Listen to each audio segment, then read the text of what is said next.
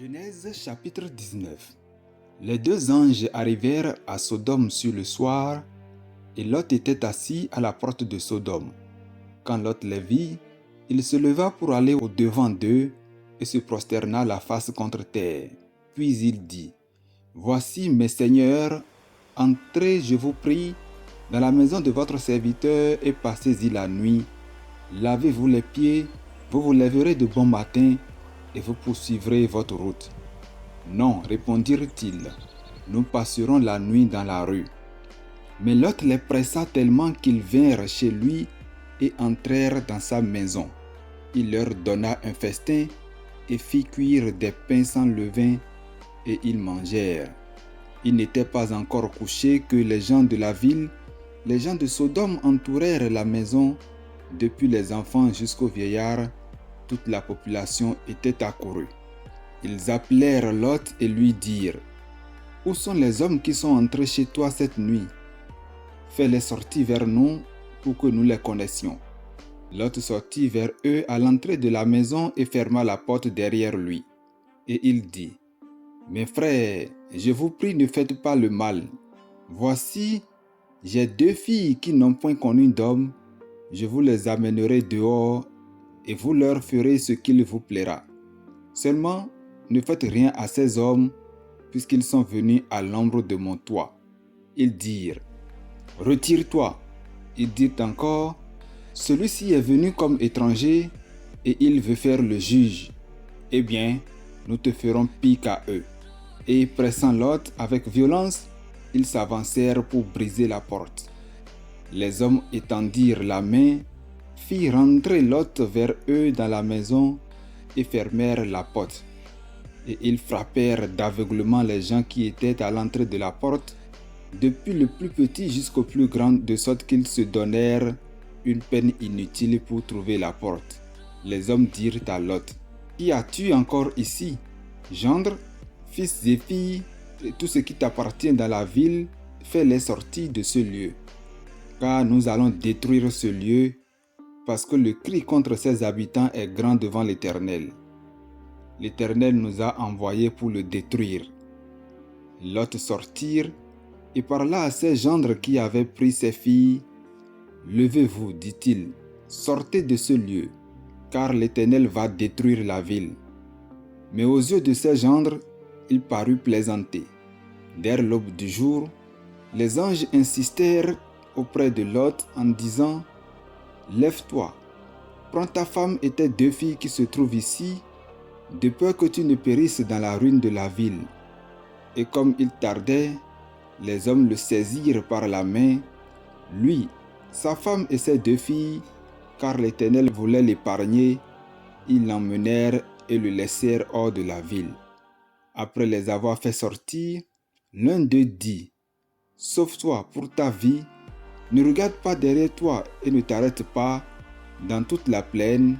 Sauve-toi vers la montagne de peur que tu ne périsses. Sauve-toi vers la montagne de peur que tu ne périsses. » Lot leur dit, « Oh non, Seigneur, voici j'ai trouvé grâce à tes yeux et tu as montré la grandeur de ta miséricorde à mon égard en me conservant la vie, mais je ne puis me sauver à la montagne avant que le désastre m'atteigne et je périrai. Voici cette ville est assez proche pour que je m'y réfugie et elle est petite. Oh, que je puisse m'y sauver. N'est-elle pas petite et que mon âme vive? » Et il lui dit, « Voici, je t'accorde encore cette grâce et je ne détruirai pas la ville dont tu parles. Hâte-toi de t'y réfugier, car je ne puis rien faire jusqu'à ce que tu sois arrivé. » C'est pour cela que l'on a donné à cette ville le nom de Soar. Le soleil se levait sur la terre lorsque Lot entra dans Soar. L'Éternel fit pleuvoir du ciel sur Sodome et sur Gomorrhe, du souffle et du feu de par l'Éternel. Il détruisit ces villes, toute la plaine et tous les habitants des villes et les plantes de la terre. La femme de Lot regarda en arrière et elle devint une statue de sel. Abraham se leva de bon matin pour aller au lieu où il s'était tenu en présence de l'Éternel. il porta ses regards du côté de Sodome et de Gomorrhe et sur tout le territoire de la plaine, et voici, il vit s'élever de la terre une fumée comme la fumée d'une fournaise.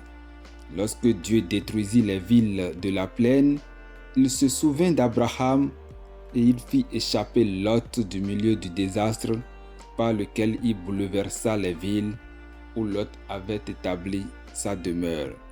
Lot quitta Soar pour la hauteur et se fixa sur la montagne avec ses 2 filles car il craignait de rester à Soar. Il habita dans une caverne, lui et ses 2 filles. L'aînée dit à la plus jeune, « Notre père est vieux, il n'y a point d'homme dans la contrée pour venir vers nous selon l'usage de tous les pays.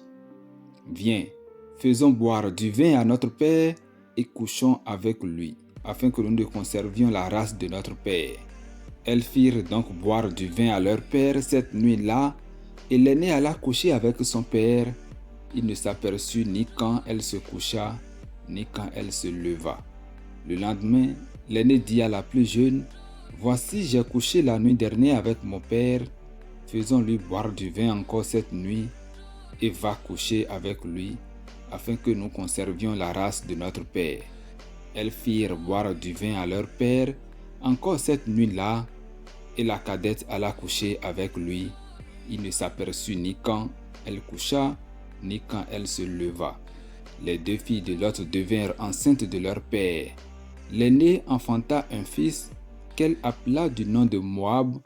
C'est le père des Moabites jusqu'à ce jour. La plus jeune enfanta aussi un fils qu'elle appela du nom de Ben-Ami. C'est le père des Ammonites jusqu'à ce jour.